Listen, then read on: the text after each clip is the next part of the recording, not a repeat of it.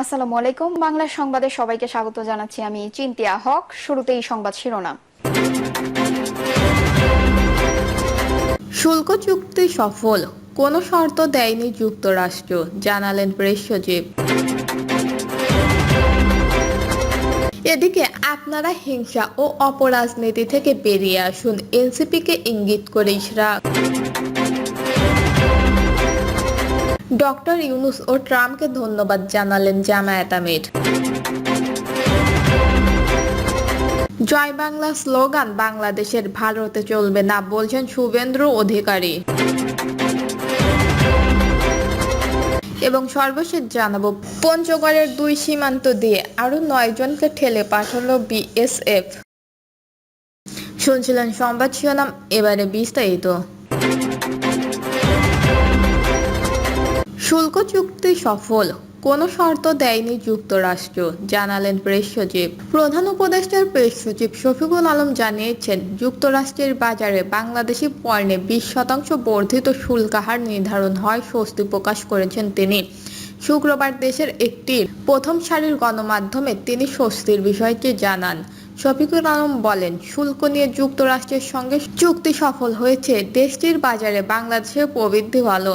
বাংলাদেশের জন্য আলাদা কোনো শর্ত আরোপ করেনি যুক্তরাষ্ট্র, বাকি দেশগুলোর মতো একই শর্ত দিয়েছে উল্লেখ করে তিনি বলেন, যুক্তরাষ্ট্র চাচ্ছিল বাণিজ্য ঘাটতি কমাতে। যুক্তরাষ্ট্র থেকে কৃষি পণ্য, তুলাসহ বিভিন্ন ধরনের পণ্য আনতে চায় বাংলাদেশ। এতে করে রপ্তানি বৃদ্ধি পাবে বলে আশা প্রকাশ করেন শফিকুল আলম। বাংলাদেশের পণ্যে পারস্পরিক শুল্ক 35% থেকে কমিয়ে 20% নামিয়ে এনেছে যুক্তরাষ্ট্র।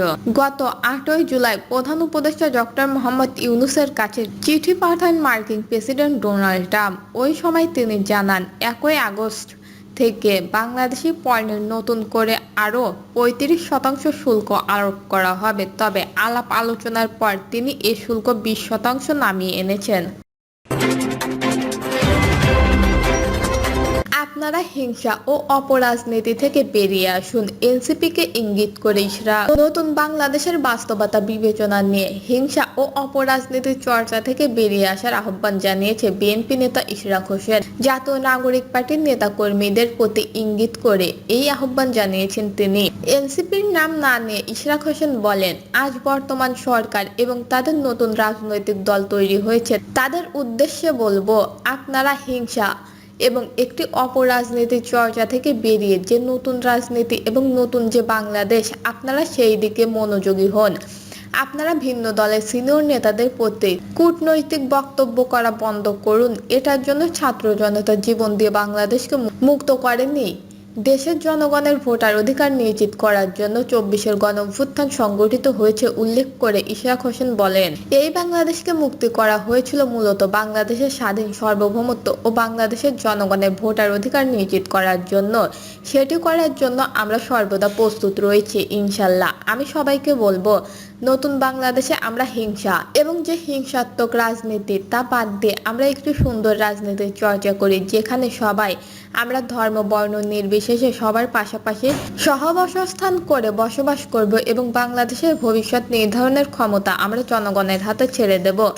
জনগণ ভোট দিয়ে যে রাজনৈতিক দলকে রাষ্ট্র ক্ষমতায় আসীন করবেন সেই দলকে আমরা মেনে নেব। অন্তর্বর্তী সরকারের সমালোচনা করে ইশরাক হোসেন বলেন, যাত্রাবাড়ী অঞ্চলে প্রায় 80 জন মাদ্রাসার ছাত্র জীবন দিয়েছে, তাদের বিষয়ে সরকারের পদক্ষেপ দেখা যাচ্ছে না।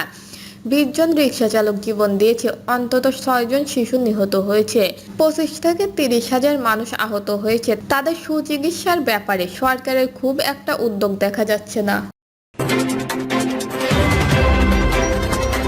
ডক্টর ইউনূস ও ট্রাম্পকে ধন্যবাদ জানালেন জামায়াত আমির। বাংলাদেশ সহ 90টির বেশি দেশের জন্য নতুন শুল্ক হার ঘোষণা করেছেন যুক্তরাষ্ট্রের প্রেসিডেন্ট ডোনাল্ড ট্রাম্প। দর কষাকষির পর বাংলাদেশের শুল্ক 35% থেকে কমিয়ে 20% আনা হয়েছে। এ ঘটনায় বাংলাদেশ সরকার ও ডোনাল্ড ট্রাম্পকে ধন্যবাদ জানিয়েছেন বাংলাদেশের জামায়াতে ইসলামী আমির ডক্টর শফিকুর রহমান। শুক্রবার নিজের ভেরিফাইড ফেসবুক পেজে এ নিয়ে একটি পোস্ট দিয়েছেন তিনি। জামায়াত আমির তার পোস্টে বলেন, আলহামদুলিল্লাহ, বাংলাদেশের রপ্তানি পণ্যের ওপর যুক্তরাষ্ট্রের পক্ষ থেকে যে উচ্চ ট্যাক্স হার ঘোষণা করা হয়েছিল বাংলাদেশ সরকারের কার্যকর উদ্যোগ এবং যুক্তরাষ্ট্র সরকারের আন্তরিকতায় তা কমে 20% নেমে এসেছে। এজন্য প্রেসিডেন্ট ডোনাল্ড ট্রাম্প এবং অধ্যাপক ডক্টর মোহাম্মদ ইউনূস সরকারকে ধন্যবাদ জ্ঞাপন করছি। তিনি আরো বলেন, আশা করছি ভবিষ্যতে ডক্টর মোহাম্মদ ইউনূস এবং পরবর্তীতে যারা রাষ্ট্র পরিচালনার দায়িত্বে আসবেন তারা সম্মানজনক অবস্থা ধরে রেখে বিশ্বের কূটনৈতিক ময়দানে মর্যাদাপূর্ণ দায়িত্ব পালন করবেন। এ উদ্যোগে সংশ্লিষ্ট সবাইকে আবারও আন্তরিক ধন্যবাদ। জয় বাংলা স্লোগান বাংলাদেশের ভারতে চলবে না বলছেন শুভেন্দু অধিকারী। পশ্চিমবঙ্গের রাজনীতিতে ফের উত্তাপ ছড়িয়েছে জয় বাংলা স্লোগান।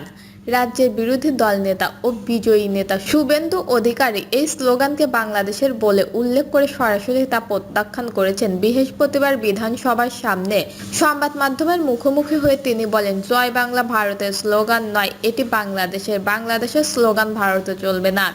গত কয়েক বছর ধরেই পশ্চিমবঙ্গের শাসক দল তৃণমূল কংগ্রেসের রাজনৈতিক সভা, মিছিল, নির্বাচন প্রচার সহ বিভিন্ন কর্মসূচিতে জয় বাংলা স্লোগান ব্যবহার করে আসছে। এর প্রেক্ষাপটে বিরোধী দলের তীব্র আপত্তি নতুন নয়, তবে এবারের বিতর্কের সূত্রপাত হয় আরও সরাসরি এক সংঘাতে। বুধবার যাত্রাপথে শুভেন্দু অধিকারী গাড়ি ভবনকে লক্ষ্য করে এক তৃণমূল কর্মী জয় বাংলা স্লোগান দেন। এতে ক্ষিপ্ত হয়ে শুভেন্দু ওই কর্মীর সঙ্গে বাক বিতর্কতায় জড়িয়ে পড়েন এবং তার রক্ষাকারীদের নির্দেশ দেন তাকে সরিয়ে দিতে। এরপর সেই কর্মীর সামনে দাঁড়িয়ে শুভেন্দু বলেন, জয় শ্রীরাম। শুভেন্দুর মুখে জয় শ্রীরাম শুনে পাল্টা ওই তৃণমূল কর্মী ফের জয় বাংলা বলেন। জবাবে শুভেন্দু অধিকারী বলেন, তাকে রোহিঙ্গা বলে কটাক্ষ করেন। পাল্টা প্রক্রিয়ায় ওই তৃণমূল কর্মী শেখ মইদুল বলেন, আপনিই রোহিঙ্গা। এই ঘটনার পরপরই রাজ্যে রাজনৈতিক উত্তেজনা চরমে পৌঁছায়। এদিকে বিজেপি নেতাদের জয় শ্রীরাম, অন্যদিকে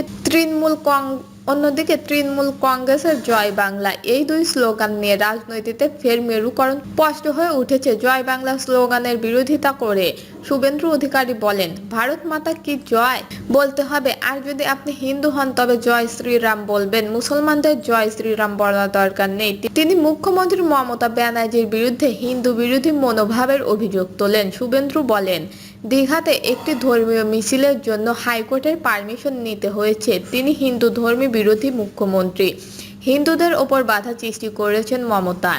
এই ঘটনার পর পশ্চিমবঙ্গের রাজনীতিতে ফের স্লোগান বনাম স্লোগান বিতর্ক উস্কে উঠেছে। রাজনৈতিক বিশ্লেষকরা বলছেন, বিধানসভা নির্বাচন যত এগিয়ে আসবে ততই এই ধরনের ধর্মীয় ও জাতীয়তাবাদী আবেগ ঘনিয়ে তুলতে চাইবে রাজনৈতিক দলগুলো। পঞ্চগড়ের 2 সীমান্ত দিয়ে আরো 9 জনকে ঠেলে পাঠালো বিএসএফ। পঞ্চগড়ের 2 সীমান্ত এলাকা দিয়ে নারী শিশু সহ 9 জনকে ঠেলে পাঠিয়েছে ভারতীয় সীমান্ত রক্ষাকারী বাহিনী। গতকাল বৃহস্পতিবার রাতে তেতুলিয়া উপজেলার বাংলাবান্ধা সীমান্ত ও সদর উপজেলা হারিবাসা ইউনিয়নের ঘাগড়া সীমান্ত এলাকা থেকে তাদের আটক করে বর্ডার গার্ড বাংলাদেশ, বিজিবি ও স্থানীয় সূত্র জানায়।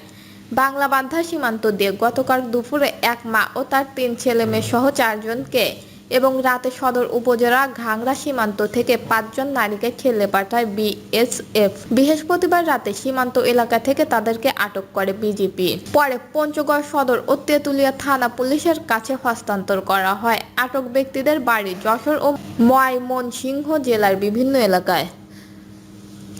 দর্শক, এই ছিল এখনকার সর্বশেষ নিউজটি ভালো লাগলে একটি লাইক দিন, কমেন্টে আপনার মতামত জানান এবং আমাদের পাশে থাকার জন্য বেল বাটনটি অন করে রাখুন। ধন্যবাদ।